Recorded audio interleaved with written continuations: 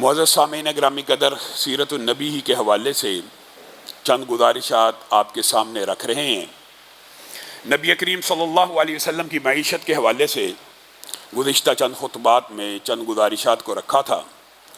آج 2 ہجری کے جو اہم واقعات ہیں ان سے قبل جو ایک بہت بڑا واقعہ سیرت النبی کے ابواب کے اندر موجود ہے وہ آپ کے سامنے رکھیں گے، اور چند باتیں ماہ ربیع الاول کے حوالے سے بھی کوشش کریں گے اگر موقع ملا تو آپ کے گوش گزار کی جائیں۔ نبی کریم صلی اللہ علیہ وسلم نے 16 یا 17 ماہ مدینہ میں آنے کے بعد نماز پڑھی بیت المقدس کی طرف منہ کر کے۔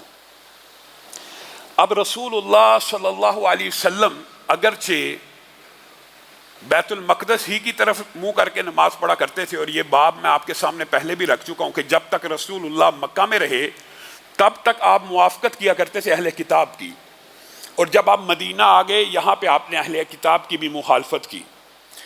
یہی ایک بات جو باقی تھی اہل کتاب کے قبلے کے حوالے سے، یہ رسول اللہ صلی اللہ علیہ وسلم کی دل کی خواہش ضرور تھی، اور رسول اللہ صلی اللہ علیہ وسلم نے اس دل کی خواہش کو اپنی زبان سے اظہار کبھی نہیں تھا فرمایا اس دل کی خواہش کا، اور نہ اللہ رب العزت سے یہ دعا کی۔ رسول تھے، پیغمبر تھے، رسول اور پیغمبر چاہے تو اللہ رب العزت سے دعا کر سکتا ہے، مانگ سکتا ہے، لیکن یہ شریعت کا ایسا باب تھا رسول اللہ صلی اللہ علیہ وسلم نے اللہ کے سامنے اس بات کی حاجت نہیں رکھی۔ لیکن رسول اللہ کے بعض اعمال ایسے تھے جس کا اللہ تعالیٰ نے قرآن پاک میں ذکر کر دیا کہ رسول اللہ زبان سے تو یہ دعا ادا نہیں تھے کرتے، لیکن جب چل پھر رہے ہوں یا ہو سکتا ہے کسی موقع کے اوپر جاتے آتے، رسول اللہ صلی اللہ علیہ وسلم دل میں یہ خواہش رکھ کر آسمان کی طرف دیکھا کرتے تھے، آسمان کی طرف دیکھا کرتے تھے کہ کب اللہ خانہ کعبہ کو قبلے کے اندر تبدیل کر دے گا۔ منہ سے ابھی لفظ ادا نہیں کیا، یہی ہے وہ رب جو دلوں کے بھید بھی جانتا ہے اور دلوں میں اٹھنے والے خیالات کو بھی نوٹ کرتا ہے، اور دل کی خواہشات کو بھی، بندہ مومن کی دل کی خواہش کو بھی اللہ نوٹ کر رہا ہوتا ہے۔ آپ نے کیا سمجھا صرف منہ سے دعا کی ہے؟ منہ سے دعا کرنی چاہیے، لیکن آپ کے دل میں اگر کوئی نیک تمنا ہے، آپ سمجھتے ہیں آپ کا رب نہیں جانتا، میں حج پہ جانا چاہتا ہوں دل میں خواہش ہے، میں عمرہ کرنا چاہتا ہوں دل میں خواہش ہے، میں اپنی بیٹی کا نکاح کرنا چاہتا ہوں اس کی عزت محفوظ ہو دل میں خواہش ہے، آپ کا خیال ہے اللہ تعالیٰ ان خواہشوں کو نوٹ نہیں کرتا؟ اللہ تعالیٰ نے نبی کریم صلی اللہ علیہ وسلم کے اس خوبصورت عمل کو قرآن پاک کی زینت بنا دیا۔ کیا کہا؟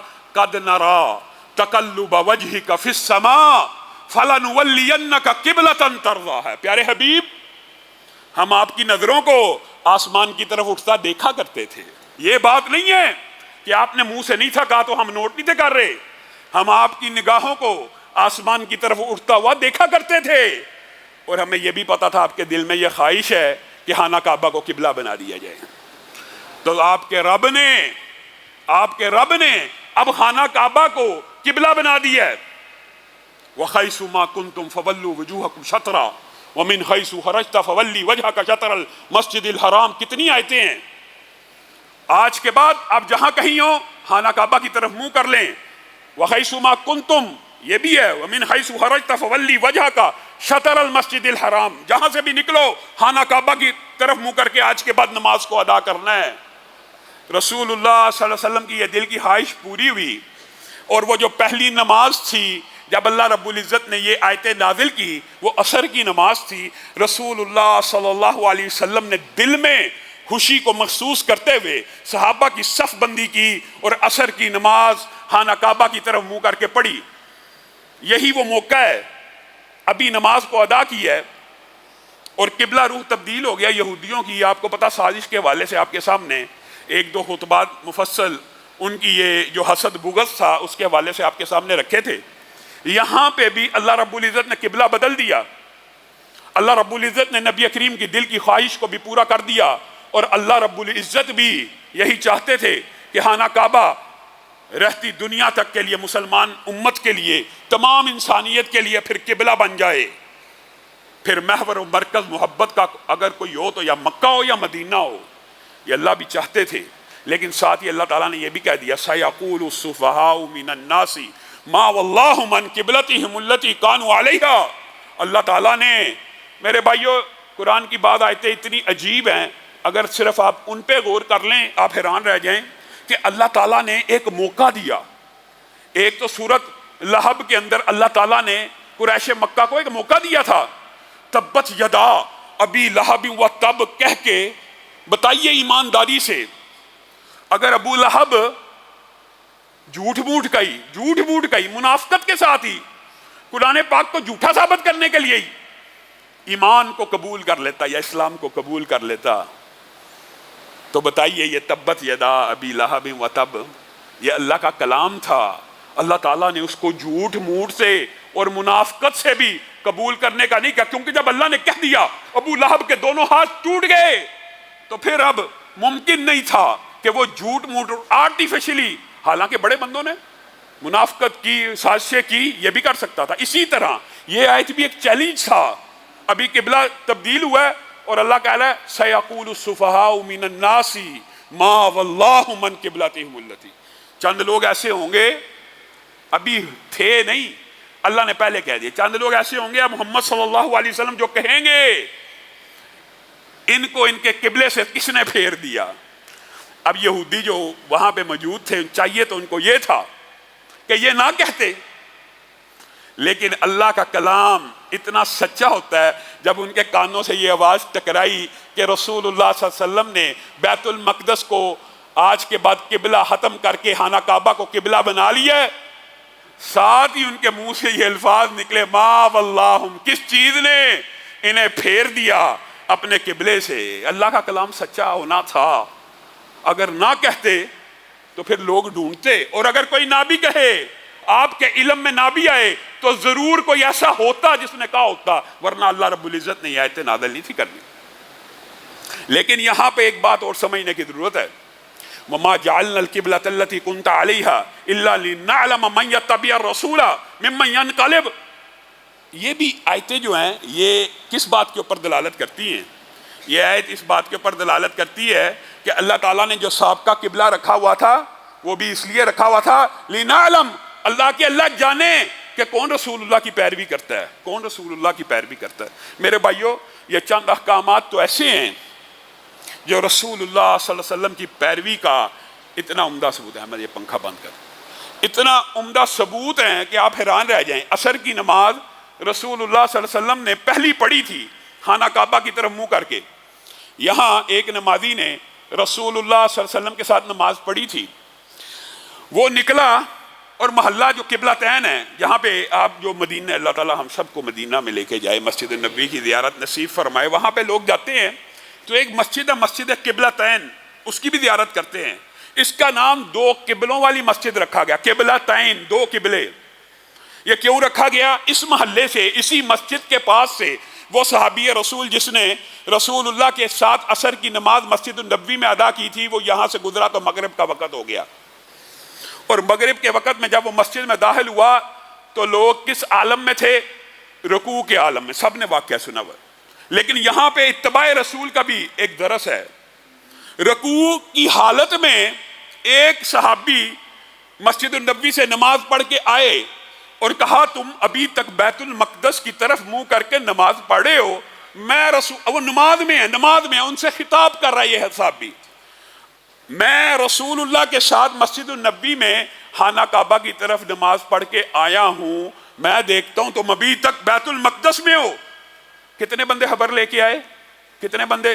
ایک بندہ آیا، خبر واحد، ثقہ ہو، سچا ہو بندہ۔ اگر ایک بندہ بھی سچی بات کہنے والا ہو، خبر واحد، جس کا آج بہت سے دوست انکار کر دیتے ہیں کہ ایک ہی بندے نے تو روایت کی ہے، ایک بندہ روایت کرے تو کیا بات مانی نہیں جائے گی؟ مانی جائے گی اگر سچا ہے۔ آیا، اس نے آ کر صرف لوگوں کو یہ کہا رسول اللہ صلی اللہ علیہ وسلم نے خانہ کعبہ کی طرف منہ کر دیا ہے۔ سبحان اللہ، قربان جائیں صحابہ کی اتباع کے اوپر، حالت رکوع کے اندر، حالت رکوع میں موجود ہیں، نماز کا سلام نہیں پھیرا، اسی نماز کی رکعت کے اندر خانہ کعبہ کی طرف منہ کر لیا، ایک صحابی کی اطلاع کے اوپر۔ اور ویسے اگر بات آئی ہے تو یہ بات بھی سمجھ لیجئے، دین سارے کا سارا حبر واحد ہے، دین سارے کا سارا۔ رسول اللہ صلی اللہ علیہ وسلم کے پاس حبر لے کے آنے والے کتنے ہیں؟ اگرچہ مختلف اوقات میں مختلف رشتے نازل ہوئے، لیکن حبر لے کے آنے والا کون ہے؟ ایک۔ جبریل امین حبر لے کے آتے ہیں، بتانے والے بھی اللہ ایک ہیں، بتایا جن کو گیا وہ بھی نبی کریم صلی اللہ علیہ وسلم ہے۔ تو خامخواہ اس بات کے اوپر لوگوں کے ذہن میں حدیث کی حجیت کو کم کرنے کے لیے یہ اشکال ڈالا جاتا ہے جی حبر واحد ہے، جیسے حبر واحد حجت نہیں ہے۔ یہ جو قبلتین میں ایک صحابی نے آ کے اطلاع دی، سب کے سب نے منہ موڑ لیا۔ میرے بھائیو، یہ نبی کریم صلی اللہ علیہ وسلم کی اتباع اللہ کی قسم صحابہ کیسے کیا کرتے تھے؟ یہ بات عجیب ہے، عجیب ہے۔ حضرت علی بیان کرتے ہیں رسول اللہ صلی اللہ علیہ وسلم جب درس دیا کرتے تھے یا کوئی گفتگو کیا کرتے تھے تو ہم صحابہ اتنی خاموشی کے ساتھ، اتنے ادب کے ساتھ، اتنے احترام کے ساتھ آپ کی بات کی طرف ہماتن گوش ہو جاتے تھے جیسے ہمارے سروں کے اوپر پرندے بیٹھے ہوں۔ یہ لفظ کیا ہے؟ جیسے ہمارے سروں کے اوپر پرندے بیٹھے ہوں۔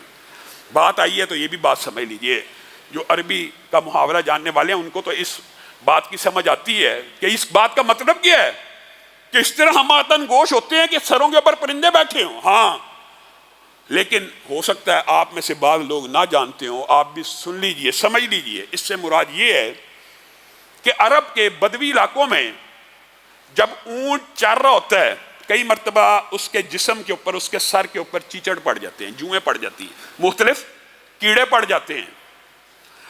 اور جب وہ کیڑے پڑ جاتے ہیں تو اللہ رب العزت نے، چونکہ ان کو اللہ تعالیٰ نے ایسے ہاتھ نہیں دیے کہ ہاتھ سے نکال لیں، اللہ تعالیٰ نے ان کا ایک الگ انتظام کیا ہوا ہے۔ اللہ تعالیٰ کچھ پرندوں کو بھیجتا ہے، وہ ان کے سر کے اوپر بیٹھ جاتے ہیں اور ان چونٹیوں کو، کیڑیوں کو، جوؤں کو، چیچڑوں کو کھانا شروع کر دیتے ہیں۔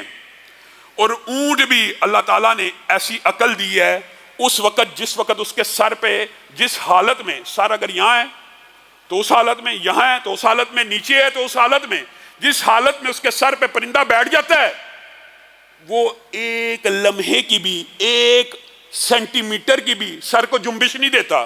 کیوں؟ کیونکہ اس کو پتا ہے اگر میں نے سر کو ہلایا یہ تو میرا فائدہ کرنے کے لیے میرے سر پہ نازل ہوا ہے اور میرے کیڑے اچکے گا، اگر میں نے سر ہلا دیا اڑ جائے گا۔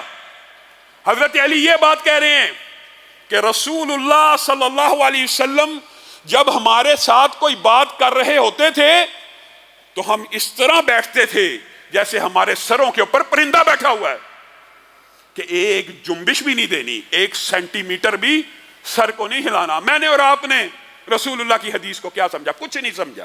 آج دل میں دکھ ہے، کسی کے اوپر تان تشنیع نہیں کرنا چاہتا، لیکن کیا ہے رسول اللہ صلی اللہ علیہ وسلم کی حدیث آپ کی اور میری نظر میں؟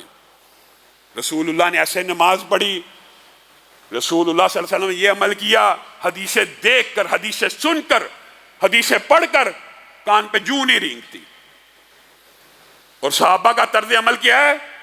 رسول اللہ خطبے میں کہہ رہے ہیں بیٹھ جاؤ، ایک بندہ آیا کھڑا ہوا سامنے نظر آیا، بیٹھ جاؤ۔ ایک صحابی جو ابھی مسجد سے باہر ہیں ان کے کان میں آواز آئی ہے بیٹھ جاؤ، وہیں بیٹھ گئے ہیں۔